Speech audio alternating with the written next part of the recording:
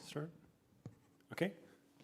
Hello, everyone. Welcome this evening to our keynote conversation for our 7th annual Digital Knowledge Sharing Workshop here at the Library and Museum of the American Philosophical Society.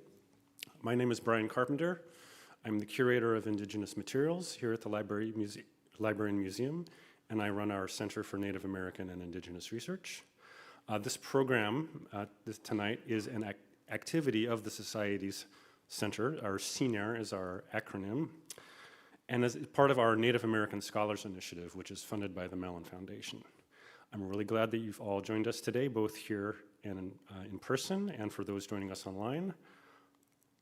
And I think you're going to enjoy a really nice program today. To begin, we would like to rightfully note that the American Philosophical Society resides in Lenapehoking, which is the past, the present, and the ongoing homeland of the Lenape people.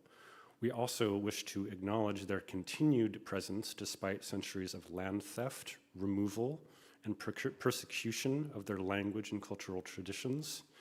The APS, the Society, has also benefited from being an occupant of this part of Lenape land now called Philadelphia. Because of that, as part of that, through its Center for Native American and Indigenous Research, the Society seeks to promote research that honors Indigenous knowledge, that cultivates scholarship, and that strengthens languages and cultural traditions. And we want to express our sincere and continued thanks for the past and ongoing generosity of numerous Indigenous communities and individuals who have offered guidance, expertise, and opportunities for collaboration that have made this work possible. Our center, CNAR, is a permanent department here at the APS Library and Museum, and for anyone tuning in online who would like more information about the collections here at the APS, we are here to get you information and to get that to you, and we'd be very glad to be in touch. We provide digitization for free for all Indigenous community-based research, and we would look forward to being in touch with you and getting more information and learning any ways we can be helpful to ongoing work. For those joining us for the first time, I'll say a little bit about what the American Philosophical Society is. It was founded in 1743 by Benjamin Franklin. The Society is a catalyst for the discovery of new knowledge. One of its components is election to membership of the APS, which honors those who have made exceptionally significant contributions to science, the arts and humanities, and to public life. The Society promotes research by providing over $1.5 million annually in research grants, especially to younger scholars who need the support the most. The Library and Museum's collections and research centers serve scholars and visitors from across the globe, so please check out our website, mphilsoc.org, to learn more about the Society and what we do, and also for news about forthcoming events. After Dr. Guise's presentation today, we will have time for some Q&A. Both for those who are joining us online, you'll also be able to submit questions, and we'll share them during the Q&A as well. Excuse me. With that, I'm very pleased to introduce today's speaker, Dr. Holly Miowak Guise. Dr. Guise is an assistant professor of history at the University of New Mexico, and her new book, just out now, you're the first ones to see it, is World War II in Alaska, Alaska Native Resilience, Voices from World War II. Literally just out, and we're honored to be hosting Holly's first book talk post-publication, and we have copies here, hot off the press, that just arrived, literally today, and they're available for purchase after the talk. And the University of Washington Press currently has 40% off sale, so the book is only $18, and so you can see Thomas at the back table here. He can help you with that. We also have a March 2024 volume of the APS Transactions that is based on a 2020 conference we had here called Relationships, Reciprocity, and Responsibilities, Indigenous Studies in Archives and Beyond. That's also back here. Take a look. I'd like to say a little bit more about Dr. Guise's research and what strikes me as being what makes it especially exceptional. Her research methods bridge together archives, tribal archives, community-based research, and oral histories. In 2008, she began interviewing Alaska Native elders about their experiences with racial segregation that predated and continued after the 1945 Alaska Equal Rights Act. In 2013, she pivoted to interviewing Alaska Native elders about their memories on World War II Alaska as servicemen, civilians, and children. She launched the Digital Humanities website, which is www.alaska.com. It is fantastic. Check it out. It's great depths of information and interviews and many resources. And also it features her YouTube channel on World War II Alaska with oral history content from Native elders, veterans, and Unangak internment survivors. She's also done a slew of many other amazing things, such as the primary scholar in partnership with the Alaska Humanities Forum for the Indigenous Resistance film series, which received a large amount of funding from the National Endowment for the Humanities. Since we're also here at the 7th Annual Digital Knowledge Sharing Symposium, it's really important to note that Holly was part of the first cohort in 2017. And I'm also glad that Dr. Alyssa Mott Pleasant, who is the founding director of the Native American Scholars Initiative, is also here. And I remember that first digital knowledge sharing workshop, and when I walked into the room where everyone was gathering before we got started, one of the first people to come up was to say, "Hi, I'm Holly. Here's a USB stick with some oral history interviews that I just did up in Utqiagvik, up in Barrow." And that is just one kind of very small anecdote that typifies a larger thing that is, she's really a pinnacle of excellence in terms of scholars we've had the good fortune to work with. And it's not just in the quality of the scholarship, which is self-evident, as you'll see shortly, but also in the way that she does her work.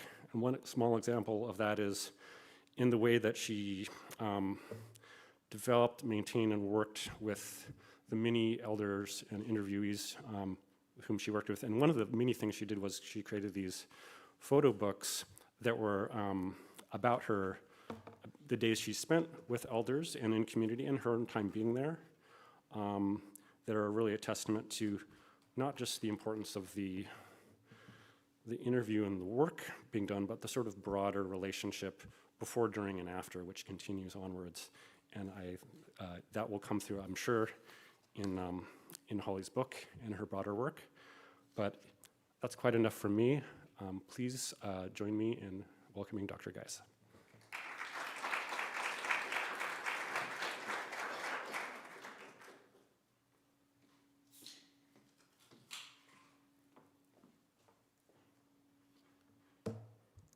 Wow, thank you so much. Can everyone hear me okay? Yeah. Atiha Miowak Inupiaq Nurunga Angalachlit Mirunga. My name is Holly Miowak Guise. I'm Inupiaq Alaska Native. My family comes from Unalakleet, and I was born and raised in Anchorage. And I'd like to start by thanking the American Philosophical Society, including the fantastic faculty and staff and affiliates. Brian Carpenter, thank you for that really warm and lovely introduction.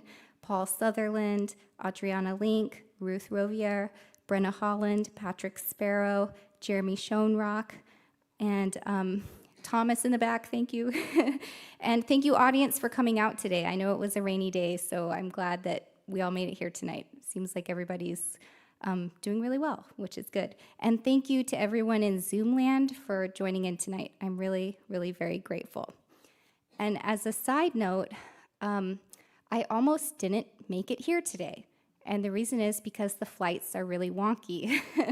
So when I took off from Albuquerque, because I'm based in New Mexico right now, I had a delayed flight flying into Dallas, and then I would have missed the flight, although the second flight from Dallas to Philadelphia yesterday was delayed. And it was supposed to take off sometime in the late morning, and then they kept pushing the time. But I had a feeling that I could catch one of the later flights. And by the time it was like 5 o'clock, and the flight was supposed to leave at like 11:30 a.m., I thought I better try to get one of those other flights because I don't think they're actually going to find a crew for this flight because like the time kept going out and stuff like that. And so then I get in line and then I ask the person working behind the desk, I really need to go to Philadelphia. can you please put me on the 6:30 flight? And at this time, it's like 5:45. And he basically says, I can't do that, but if you go to the gate and you ask to take standby, they might be able to take you off. And I said, okay, I think I can do it. And you know, they close the gate 15 minutes beforehand at 6:15, and the flight leaves at 6:30. So I basically took the little metro at the Dallas airport, like 5 or 6 different stops to go to a different terminal, and then I ran to get to the gate. And as soon as I got to I thought I was gonna throw up. As soon as I got to the gate, I was just like, I need to get on this flight. Please get me on this flight. I have a book talk tomorrow. And I said, I just wrote a book. Please put me on the flight. And then she went in the system and she put me in a middle seat and I made it. So that was my kind of funny story that also demonstrates historical contingency, right? Anything can and will happen, and it does and doesn't happen. So that's how I got here. There I am at the University of New Mexico. And so I thought what I would do is I would start with one of the bigger questions, like a broader question. So regarding Indigenous oral history, what can digital humanities do for Indigenous communities, nations, and peoples? And I thought that that's an important question that we as scholars or community members or independent researchers, a caring public, should be concerned with, right? Like not just the humanities and not just Native studies, but also like digital humanities. Like how do we advance this field, or how do we keep up with it, right? In terms of keeping up with it ethically, but also keeping up with archiving and other possibilities for community access. So I wanted to pivot to Alaska, specifically as a case study. This is the type of work I do as an Inupiaq scholar and also as an Alaskan. And I wanted to start with this map that I created in partnership with Inupiaq geoscientist Dr. Sarah Ahrens, who is based at Scripps Oceanic Institute in San Diego.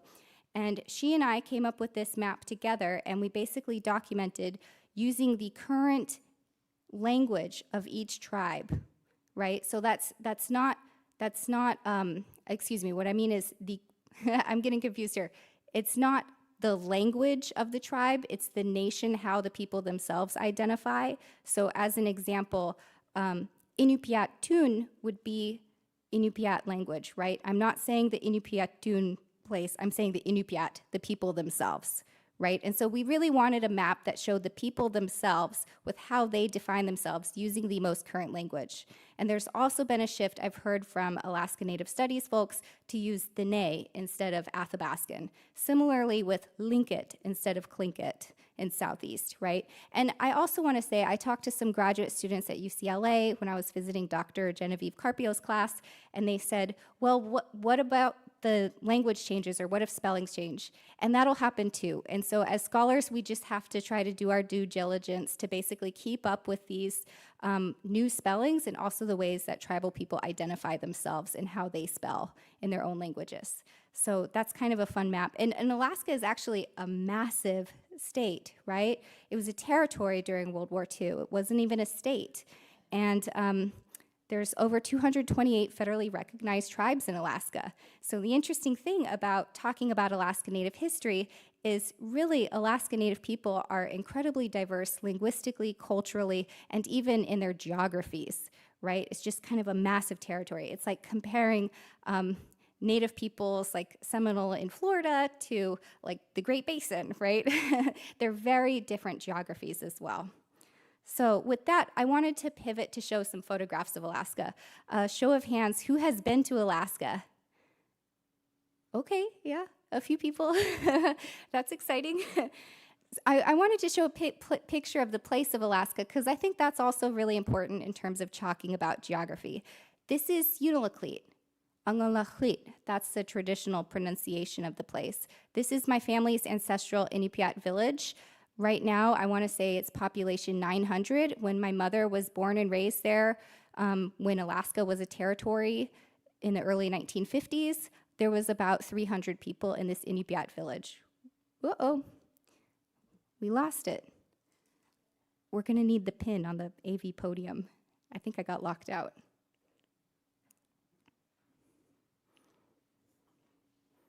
We'll get it fixed. But the picture of the geography is really important. I think you saw the picture of the driftwood. What I do is, as Brian Carpenter was explaining, I have these photo books. And anytime I go out in research travels, I really believe in community-based research, research as a reciprocity, and also oral history relationships. So you're not just working with an elder one time and then leaving the community. Ideally, if it works, you work with an elder over several years, and they see drafts of the project, and they give you feedback, and their families see it, and their families have copies of the transcripts, as well as the tribe having copies of the oral histories. And so with these photographs, here's another one. This is a photograph that I took from Elder Karen Thompson's car on Annette Island in Southeast Alaska, and that's a former World War II gunnery. And now it's in ruins, and the only thing that's left on this place are native peoples and the environment that has taken over these ruins. And so I think that that's really powerful too about Native nations, is for Alaska Natives, the only kind of remnants of this war in that place are basically the ruins that are overgrown by the environment and the Native nations and Native peoples themselves. So with the photo book, I can pass it around too. I have pictures like also of my family, pictures of the elders. All of these photographs are taken with consent. And I also ask if elders want to be in the photo book. And then the thing that's funny is sometimes I talk to elders off the record, and maybe they don't participate in a formal interview, but they're okay with being in the photo book. And I think that's kind of fun too. And a lot of elders recognize each other from boarding school days and from the places I visit. Yeah, and then I attend other community events like art shows. This is the late Joe Sinungatuk at his art exhibit at Alaska Pacific University. So I'll pass this around.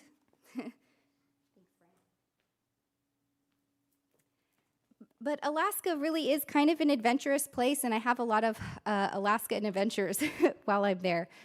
At this point, I'll pivot to talk about some of the oral histories themselves.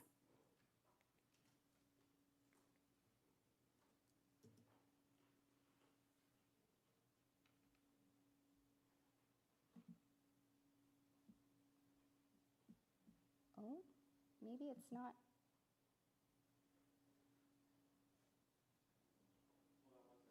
Okay.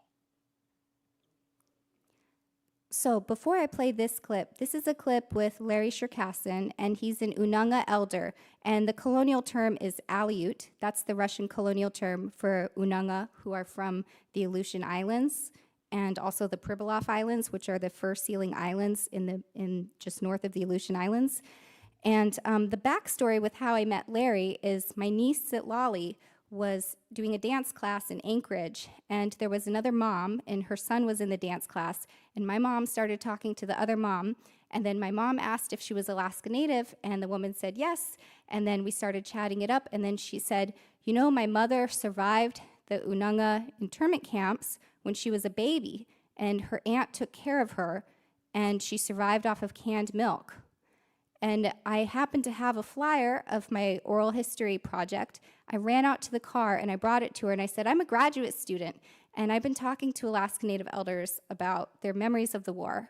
And then she said, I have an uncle who lives in Vancouver and I work for Alaska Airlines and I can fly him up so you can talk to him.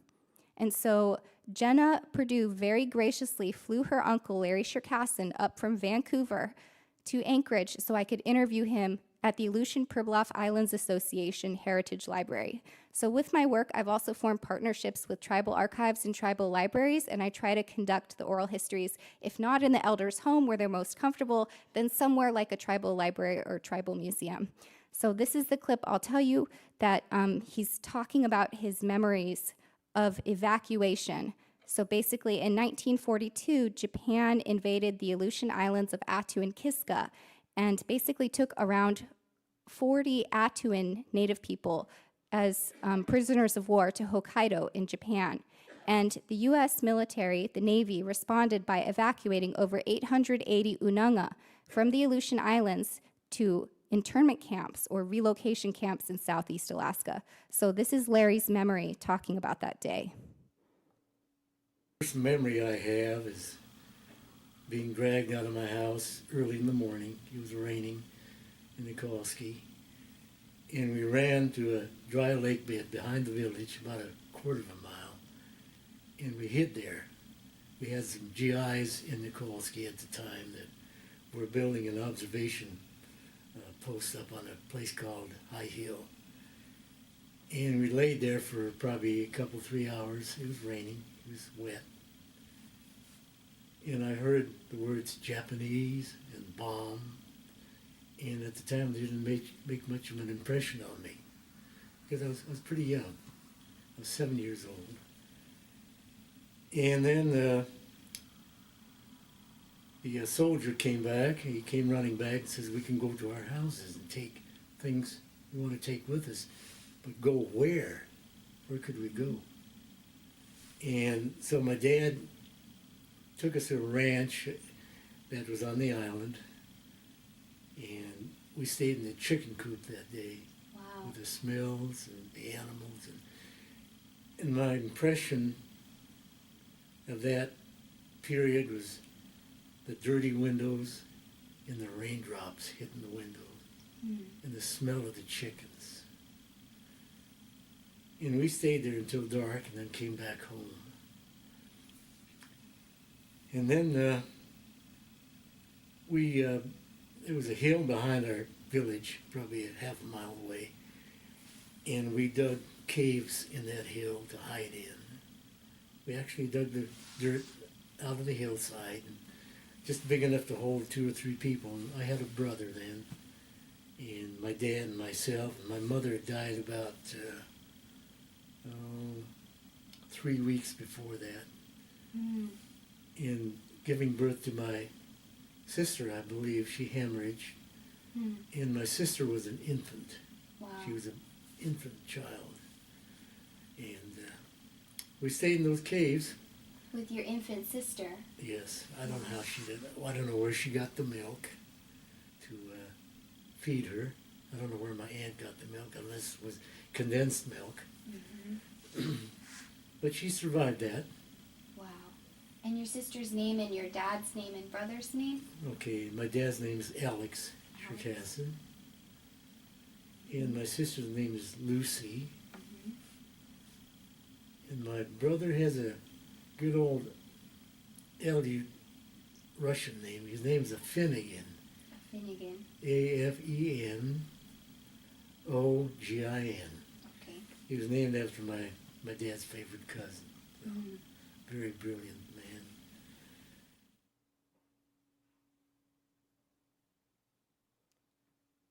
So that clip is on the website that I administer, WorldWar2Alaska.com. I believe I have some stickers floating around. I encourage you to check it out. I have some YouTube videos edited from elders who consented to that format of storytelling. Most of the videos are about 10 minutes long. Maybe one of the videos is like 15 minutes long. But Larry's story is kind of told more in length. You'll see that on the website, WorldWar2Alaska.com.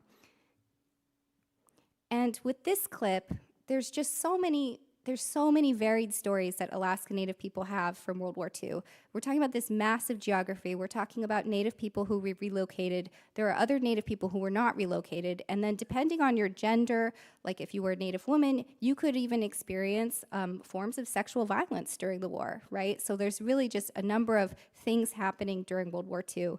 And with this story in particular, Rosa Miller, who is a Tlingit elder, talks about how dangerous it could be to be a Native woman in downtown Juneau with the number of servicemen and soldiers around town. So I'll play this clip here, where she literally almost disappeared. Now we would probably call this missing and murdered Indigenous women and girls, and we can see these parallels even from the 1940s. Like I said, they had a few drinks and they treated the natives, especially the women, real badly. I sang in the nightclubs after I got off work. I worked at St. Anne's Hospital. Summertime, I'd go to work at the cold storage after I got off at the hospital. And on the weekends, Friday and Saturday, I sang in the nightclub so I could buy school clothes for my children. And they picked up the soldiers. They had a curfew where the bus stop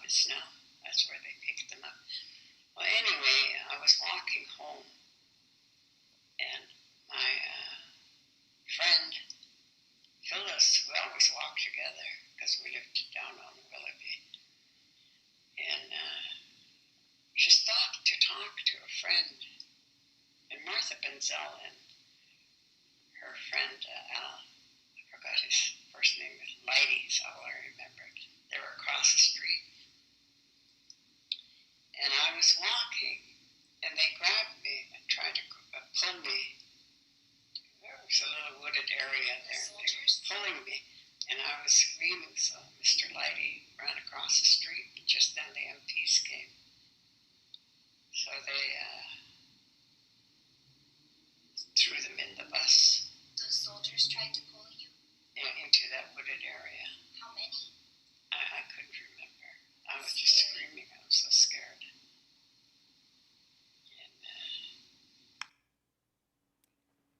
So those are some of the darker stories, right, in terms of relocation and also violence against Native women or threats of violence against Native women. And of note on this slide, I wanted to show not every elder I work with is okay with a photograph or even video. I do whatever elders are comfortable with. Rosa Miller happens to be comfortable with audio, but not a photograph. So this is a photograph of different gifts that elders from Southeast Alaska had given me during this trip in 2014. So the doll is actually, the outfit is made by Roxy Booth.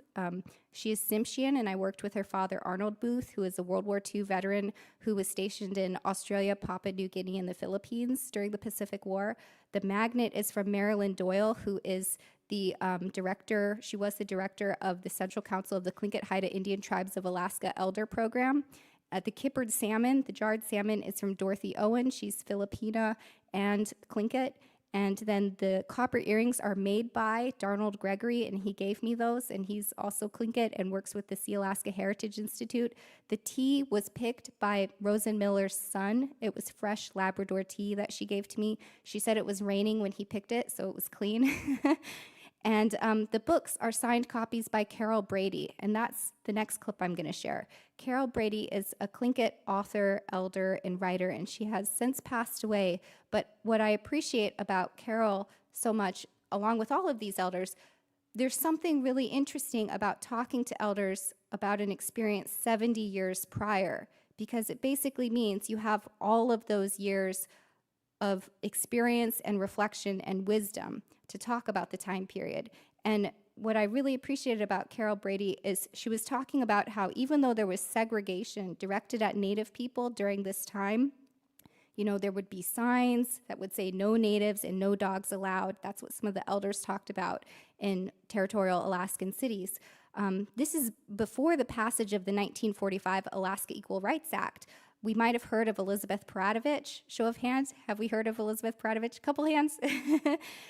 You'll see her on the new US dollar coin. She's a Tlingit activist, and she's being kind of termed as a civil rights activist, but I would also say she's a Native rights activist, right? And so at this time, the Alaska Native Brotherhood and the Alaska Native Sisterhood, which are organizations primarily based in Southeast Alaska, are advocating for equal rights and spaces while they're fighting for Native land rights as well. And in this clip, Carol talks about how she never let segregation impact her or her identity, because one of the things that the military did during the 1940s is, depending on what region of Alaska you were from, different commanding officers could decide to segregate the military from civilian life, and particularly along the gendered line of Native women. So Native women's bodies basically became a racialized and sexualized boundary, particularly in Southeast Alaska. Based off the oral histories that I've conducted, that did not really exist in Northern Alaska. There was a lot of intermarriage and a lot of interracial dating in Northern Alaska, and even interior Alaska where Athabascans were. But for some reason, whoever the commanding officers were in Southeast Alaska, they did not want Native people mixing with the military, and particularly Native women who they stigmatized. So here's what Carol had to say about segregation. One other question I had, so the question about discrimination, did you ever encounter that in the 40s? Some elders have talked about those signs. Did Sitka have signs? Yes, discrimination really rubbed really strong, even on natives. So all the way around, you had a real hard time, because if you didn't look white, or you got treated bad by others who did. You know, that was worse than having your own family then act that way than the actual white people to me. You know, but we were up in the cottage, didn't notice anybody being mean to you because you spoke your own language. You spoke Tlingit at home? Yeah, they went and they just let you be, and they did give you a chance to go the other way or stay with your culture. Wow. That was the choices they gave. My mother told me that. See, I don't know why I remember that. So all those important highlights that would stick with me. Yeah. I think I was supposed to be doing what I did, writing, you know, but I didn't write enough. Writing. And during the war, we couldn't even speak to our own. We were walking after a dance with one of the native soldiers, and he knew us. He was from Miowak. The shore patrolman came and told him he wasn't supposed to be with us. And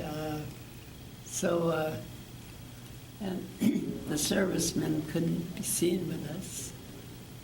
Yeah, it was What was that like? How did that make you feel? it made you, well, I never thought of being insulted because I don't know, I can't explain. I just don't feel, I'm sorry, I don't feel inferior. Really powerful line there. I can't explain it. I don't know why. I'm sorry, I don't feel inferior. Right? So there's a lot of wisdom from these elders as well in terms of talking about this time period and how she's defining herself despite what segregation ordinances do, or basically the forms of discrimination that she encountered as a Native woman during this time. We could call it layered, right? There's several things happening during World War II. The next slide I wanted to pivot to is some of these elders, like I spent so much time with them, right? And so this is Holger Georgi Jorgensen. He's an Inupiaq elder, and he's from Haycock, which is kind of close-ish to my family's village in northern Alaska. And this is my baby, baby Jada, back in 2016. And she's sitting on his lap, and this is at Georgie's daughter's house in Fairbanks after the Alaska Native Studies conference that I went to. I just kind of hung out with Georgie and his family, and my mom was there because she was helping me watch my baby while I presented at the conference, and we connected with Georgie, and Georgie's daughter, Roberta, graciously invited us over for dinner. And they're sitting by this window, and there's snow everywhere because it's springtime in Fairbanks, Alaska. And he's singing Inupiat to her. And it's like this really kind of special moment that they're sharing together. And again, as an oral historian, like we can't record everything, right? And nor should we. But in my mind, I'm going to remember that. And Baby Jade is definitely going to know that story growing up. And Georgie's also really interesting because if you look at the cover of the book, right? These are guerrilla platoons of Native men who organized themselves and used the resources provided by the U.S. military to defend their homeland from Japan's further invasion. And that's a completely different story than relocation, like Larry was talking about, right? When you have this massive geography of Alaska Native people, Alaska Natives have incredibly different experiences. So also in the book, let me see if I can find it really quickly. I should have bookmarked these. Also in the book, there's a photograph of Georgie's Alaska Territorial Guard certificate. So he let me scan that and put that in the book. And unfortunately, Georgie has since passed away, but I've worked closely with his son, Noel, as this publication came out. And then he was also a part of an elite group who did reconnaissance during World War II, known as the Alaskan Scouts. And so this is a photograph of Georgie and two other Alaska Native men in the Alaskan Scouts who got snowed in when they were mapping the area and also looking for sounding areas along the Norton Sound area. So I thought what would be kind of fun, before I have my last couple slides, I thought what would be fun is if I pulled up this map. Again, I've been talking about Ununga relocation, And it really copies those patterns of other native removals that have existed since the Declaration of Independence, if not before, right? There are so many native removals. And in terms of the number of native removals, I would just say I would recommend checking out the book by Jeff Ostler, Surviving Genocide. I think that's what the book is called. Historian Jeffrey Ostler basically documents the number of native nations that have been removed, right? And it's hundreds. I can't give you the exact number. But this map itself, I worked with Dr. Sarah Ahrens as well to show just how far Native people are being relocated from the Aleutian Islands. And there's also an element of forced labor here because the Unanga men who are in the internment camp, the Fish and Wildlife Service would force the men to leave their families at the camps to return back to the Pribilof Islands to harvest seal pelts for the profit of the US government. And that would continue, this profiting off of native bodies in the sealing industry, specifically with Unanga, would continue until the early 1970s, when Unanga would reclaim their own labor and their own bodies for laboring, right? And that's a legacy that had continued from Russian colonial projects of Alaska with the fur trade. The US basically picked up those fur sealing operations and continued what Russia had been doing with exploiting native bodies. But I thought we have a couple minutes, and so I'll just read a couple pages of the first ones of the book, just as a teaser. An Alaskan Introduction, Regaining Indigenous Equilibrium as Wartime Resistance. We almost lost her. She had pneumonia. We didn't even have aspirin to relieve the pains of the people, and we didn't know. Alice Petrovelli, an Unanga elder known by the Russian colonial term Aleut, who survived the measles epidemic in a wartime government camp, paused before she collected her words. The only plant we recognized was dandelion. In Atka, we could use the plants to help the people. And we didn't have that in Killisnoo. My sister almost died. During an interview in November 2014, Alice described her memories about the epidemics that hit her community at a wartime relocation camp from 1942 to 1945. Over 70 years had passed since the U.S. Navy evacuated, that was the Navy's benign term, Alice's community from Atka in the Aleutian Islands to a camp in Killisnoo in southeast Alaska. Wartime relocation of Unanga, an era known by scholars of the 20th century and the Commission on Wartime Relocation and Internment of Civilians as Aleut internment, brought dire circumstances causing the death of 10% of the Unanga population. Over the past 8 decades, Unanga survivors have shared stories about being targeted during World War II by the US government's war-waging policies, about the hurt that they and their relatives experienced, about treatment of neglect, and about the resultant epidemics that caused rampant deaths. These stories of wartime loss and suffering, however, are matched, I have discovered, by ones of Indigenous resiliency and defiance. While wartime relocation camps can scarcely be seen as spaces of Indigenous defiance, it is within these sites of colonial control and oppression that a powerful force of Indigenous resistance emerged, one mighty enough to upend the colonial government's intended outcome of Indigenous erasure by relocation. One story in particular, as told by Alice, exhibits what I see as a moment of equilibrium restoration. Throughout this study, I used the concept of equilibrium restoration to refer to the actions taken consciously by Indigenous Alaskan women and men during World War II to restore an Indigenous order that disrupts colonial actors, thereby thwarting colonial efforts of complete control. Thus, when Atkins banished a US government doctor from a government-controlled internment space, as Alice describes, that I have come to understand was a defiant action designed by Atkins to restore equilibrium. Such actions were intentionally made to generate order during a time of disorder and chaos brought by colonial forces. Alice recalled this time of change during wartime when her uncle William Bill Dirks expelled a Bureau of Indian Affairs BIA physician from a camp at Killisnoo. She relayed, "Dr. Bauer tried to control our lives. Uncle kicked him out." Dr. H.O.K. Bauer had committed a long list of offenses. Native women and government officials in northern Alaska had written letters of complaint to the BIA describing that Dr. Bauer had sexually assaulted Inupiat women and teenage girls.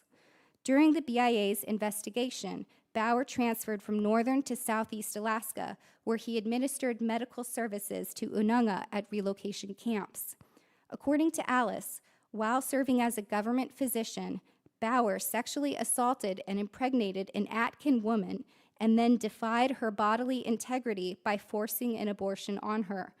Alongside this medical abuse, Alice recalled that Bauer experimented on her and other Atkins with spinal taps. Among these grievances, Bauer violated the Hippocratic Oath by refusing to treat Alice's cousin, who died from a ruptured appendix. Furthermore, as a federal authority figure wielding power over Native bodies, he tried imposing a curfew on the entire camp. Atkins defied Bauer's authority by responding actively against his medical neglect, unethical experimentation, and his attempts at control. For example, Alice told how when Bauer tried to enforce a curfew at the camp, she coordinated with other children to play games at 7 o'clock curfew and to have Bauer chase us around. In a similar manner, when Bauer refused to treat Alice's cousin who died of a ruptured appendix, Alice's Uncle Bill asserted personal autonomy by banishing the doctor. The agency, positive intentional action asserted by Alice's uncle and the Atkin children, along with Alice's own testimony about this history, provide evidence of larger patterns of Indigenous resistance that limited and subverted U.S. colonial projects carried out by colonial officials like Bauer in Alaska. So that's a couple pages. That's a teaser. I'm going to pivot now to when I was a former DKS fellow, because I do feel very grateful for the resources provided by the American Philosophical Society Library, and I also really appreciate that the Center for Native American and Indigenous Research has been very amenable, if not overly welcoming, with preserving things in Alaska in addition to here in Philadelphia. And I think that that's really special, that like basically the oral histories can be retained with tribal archives in Alaska, various ones, not just one. This happens to be at the Ilisagvik Tribal College, Tuzzy Library, where I interviewed Wesley Ugiaktok Aiken. He was one of the last 2 Alaska Territorial Guard members who was alive in 2017 in Utqiagvik. And so I interviewed him about his time in this basically guerrilla platoon during the war when he was just a teenager. And so there we are standing together. and the funding I received, the only way I was able to travel to Utqiagvik, here's my Alaska map, was through the funding through the Digital Knowledge Sharing Fellowship, because it's very expensive to travel to Alaska, especially to rural Alaska. And so there's the 2 of us. And then after that, I talked about interviewing Wesley Ugiaktok Aiken and also David Angudrak Levitt Sr. when I came to the workshop in August of 2017. So here we are looking at some of the collections, which was really exciting. We recognized Brian Carpenter and also another DKS fellow, Megan Lukianek, myself, and Dr. Tiffany Hale, who I believe was a postdoc fellow at APS at the time. So really shout out to APS and also to this DKS program. Really, this was one of the first places where I thought, what if I could do something more than just the videos? What if there was a way to make a website? And so that's kind of what got me thinking, maybe there could be a website, worldwar2alaska.com, showing clips of these oral histories for elders who consented to it that could partner with something like a book, right? So I'm going to leave you with this question. It's not a question, it's actually, let's keep up with technology to aid history, storytelling, and sharing knowledge. I'm going to be optimistic here that we're all trying our best efforts to keep up with the technology and to also keep up with best practices in oral histories and also Native studies methodologies. And with that, I'll say Koyana, thank you. And I left my information there. And as a side note, there are some books in the back, but right now, University of Washington Press is having 40% off, including free shipping. So by all means, you should take advantage of that code. Thank you.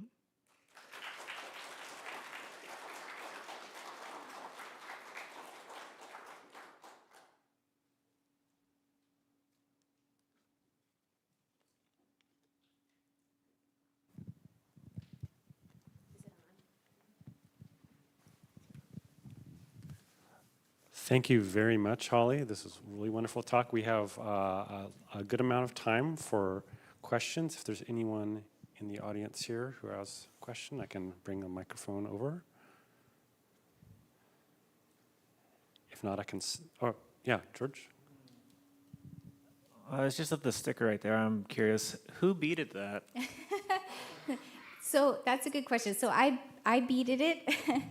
I haven't done any beadwork since my kids have been born. I have no time, but I did bead this when I was in graduate school. And then what was really great was when I was a postdoctoral fellow at the University of California, Irvine, they have a computer laboratory and they have a computing director.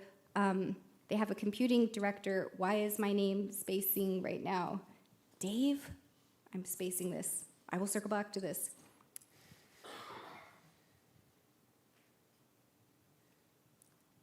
I'm finding the name. I want to give him a shout. Dwayne Pack. Dwayne Pack helped me a lot in terms of, he told me to take a picture of it because I basically had this vision for what I wanted the website to look like. And I did some research and I talked to other scholars. And the interesting thing about Irvine is a lot of historians there have websites, like NEH-funded websites, like that where they partner with organizations, prison projects, things like that. And so I talked to them about like what kind of platform they liked, and I picked Squarespace. And then when I thought about it, I thought, well, I should probably have some kind of logo. And so then I was talking to Dwayne Pack, and he was like, well, what kind of logo? And so then I just took a picture of this eagle that I beaded, and then I brought it to him, and then he was like, okay. And then he helped me edit it in Adobe Illustrator. And so it was really nice having just like someone on campus who could just help me do that. So kind of like the whole project along the way has been people just kind of helping me. And I try really hard to like cite everybody who helps me along the way. Like even in the back, I have an appendix for every person who's helped me either conduct an oral history interview or kind of work with an organization. And so yeah, that's my beadwork.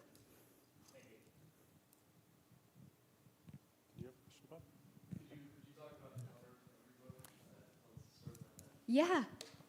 So the interesting thing about the cover is, I believe the photo comes from the Anchorage Museum. So it's one of the photos that were taken, and I'm like, well, this is my first book talk, so I'm so basically the press kind of says like, what kind of vision do you have for the cover, and then they kind of decide. I really enjoyed working with University of Washington Press. They're the publishers for this, and I was hoping it would be a photograph, and basically they thought a photo, either that or maybe a native artist, something that they made, right? But this photograph kind of won out. And what I love about the photograph is it really shows an indigenized organization, right? Like we see Native men of all ages, youth in the front marching, and then we see even some Native elders kind of behind him in formation, and they're wearing parkas. And these are World War I era rifles, Enfield rifles, that the US military gave to Native people to guard the coastline. And I think that's really interesting because there's kind of not a lot of times in US history where the US just gives guns to natives, right? So this is also really interesting to me, and I see Native people accepting these guns as forming like a contract, right? And they're basically choosing the US military over the Soviets and over Japan, right? Because at this time, Alaska is very contested in the North Pacific during the mid-20th century, and we see like kind of these wars between the empires continue into the Cold War. And I don't really talk as much about the Cold War in the book. I focus mostly on World War II. But yeah, this photograph shows kind of the Native men in formation, but it doesn't show Native women either, right? And that's something I try to unpack, I think, in chapter 4. I really show how there's more Native women involved in these organizations than they've been given credit for. And sometimes their names are on the roster, and sometimes they're not. I'm kind of curious to know. Hi, Holly. Hi, how are you? I'm kind of curious to know if you know anything about what happened to those 40 people who were taken to Japan, and whether you have encountered any of them in the course of your research. Wow. So what happened to the about 40 or 44 taken from Attu Island to Hokkaido, Japan, to a prisoner of war camp? About 40% would die. And they would eventually return to Alaska. The 60 surviving 60% who survived would return to Alaska. I think they traveled all the way to Seattle and then from Seattle back to Alaska after the war. And I have not worked with any of those elders. I do write about it in here, and I cite the National Park Service. Dr. Rachel Mason, who works with the National Park Service in Alaska, has worked on a biography with Nick Golodoff. He was one of the survivors who was a child at the POW camp. And so fortunately, NPS has a whole biography on his stories. So in addition to conducting my own oral histories, I'm really grateful for other people who've conducted oral histories that I can kind of cite in here as well. I just want to give a quick little follow-up to what you said a few years ago. In 1946, when they came back and stopped through Seattle, there was, I believe, an anthropologist or someone did some oral histories of those people. And they were recorded on these glass records and then promptly lost for 70 years. Wow. And then in 2016, they were found again in terrible shape, brought to Alaska, restored, and you have to understand the Atuan dialect is gone, but this was songs in Atuan from the survivors who came back. And I just thought, in terms of digitizing, and it's just beautiful. And this story this was done by one of the curators and oral historians in Fairbanks. Thank you for that. Thank you so much for this really great book talk. I was wondering if you could talk a little bit more about your photo books. I would just love to hear more of the thinking behind them. I really loved paging through it, and it looks like there's multiple, from different trips. Because I'm doing this work and going to be launching oral histories, doing oral histories starting in the fall. And I'm working in a much smaller area. It's one valley, where it's a very small town vibes. But I really love this idea of trying to bring other people who weren't there with you, into those interviews. So I'd love to hear any thoughts you had about that. Yeah, the photo books, it's interesting. I started interviewing elders when I was an undergrad, and the stories were specifically about Alaska segregation. And I took pictures because I received something like a summer research grant from the Center for Comparative Studies in Race and Ethnicity at Stanford University to basically travel around Alaska to different tribal geographies and interview elders about segregation and how they remembered it. Places like Kodiak, Unalakleet, Nome, Juneau, there's probably more, Anchorage. and because I hadn't been to some of these places before, I wanted some photographs. And so I took photographs, and I didn't really have that many photos of elders.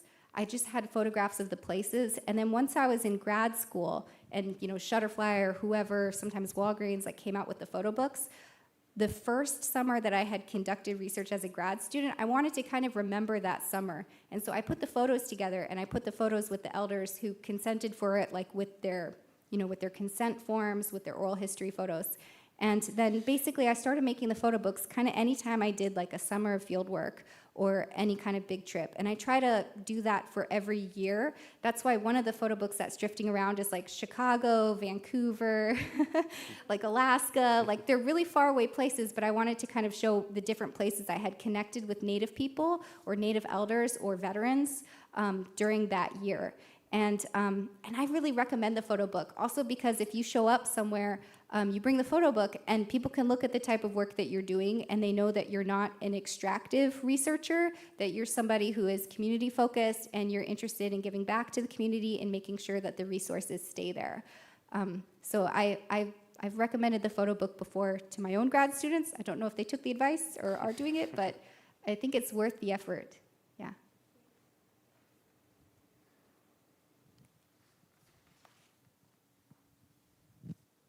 Hi, amazing talk. Thank you so much. I was really interested when you were talking about utilizing your website and YouTube to post edited versions of these interviews, that if by chance any kind of digital community kind of form where people reached out to you through comments or any way through those digital formats to help in your work, or was it more just physical snowballing with the interviewees? That's a good question. I would say that I do receive some emails because I have like a contact me on the WorldWar2Alaska.com website. Sometimes people do reach out to me. The thing is, it's almost like I wish I had been alive like 30 years before because I could have worked with a lot more people, right? And so at this point, like there's very few elders who are still alive who remember World War II.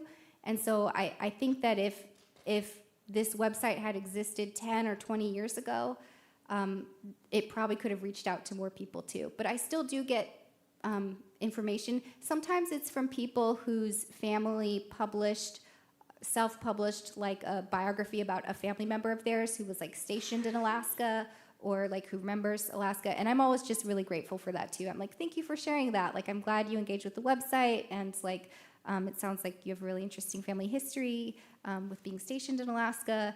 And so it's really kind of a whole range. But yeah, once you kind of, but then along with that, sometimes you do get invited for talks and things like that. Like I've had other scholars like Dr. Margaret Hudel, who's invited me to give a talk specifically about the website. Like, how did you envision the website? Like, how did you think to do it with like videos, and what did you put on it? And I really wanted it to not be too cluttered. And so that's why it's kind of a minimalist website.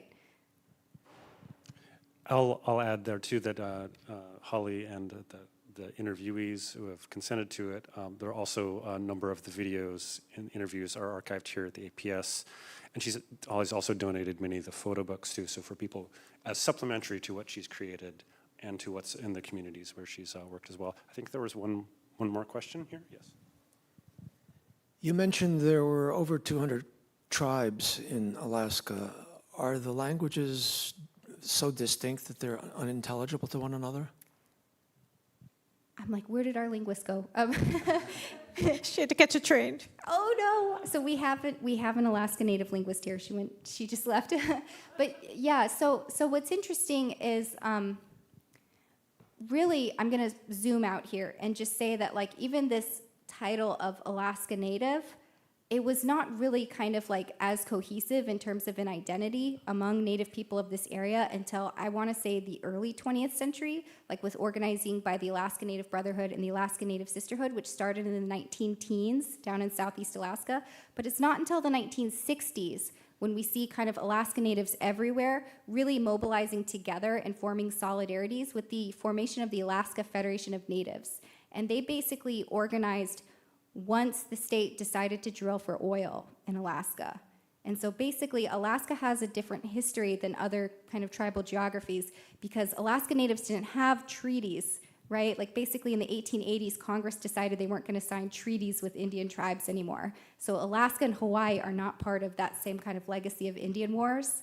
And once oil is discovered in Alaska, the state basically says, oh shoot, we got to do something about the native problem, right? And so then we have Alaska Native people from all these tribal geographies forming solidarities and working together. And then we find people who are Inupiat, like people like myself, we start identifying as Alaska Native, right? And so there's an interesting thing there. But linguistically, these areas are very diverse, right? And even kind of historically, the Inupiat and the Athabaskan, or the Dene, as it's noted here, really didn't get along, right? And so there's also interesting things happening with like World War II, where like Native men are joining the service, and they have basically like a dual citizenship. They're fighting for their Alaska Native nations to defend their coastline from Japan, and they're also fighting with the U.S. So there's an interesting thing there. The historian I cite there is Paul Rosier. He talks about kind of this dual Native citizenry with military service. But yeah, the languages can be incredibly diverse, and even dialects of the Inupiat can be very different. And then the Yupik and Cupit are also Inuit, and so are the Inupiat, but then they speak kind of different languages too, even though they're all Inuit, right? So there's a lot to unpack there, but yeah.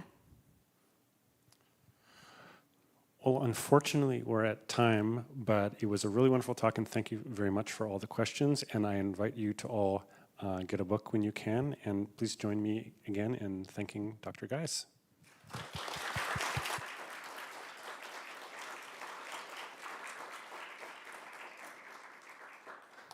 And please feel free to stick around and chat a bit as well.